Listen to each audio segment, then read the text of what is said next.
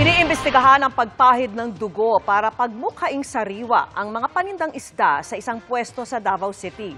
Sa ulat ng Super Radio Davao, nakumpirma raw ang pagpahid ng dugo ng isang tindero sa mga ibinebentang isda matapos suriin ng Veterinarian Office sa lungsod.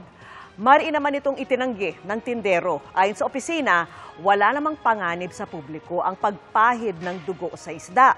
Pero mahigpit itong ipinagbabawal dahil pinagbumukha na ngang sariwa ang paninda. Iisyuhan ng notice of violation ng pamunuan ng palengke ang naturang tindero. Mga kapuso, kasama nyo kami 24 oras. Mag-subscribe sa GMA Integrated News sa YouTube.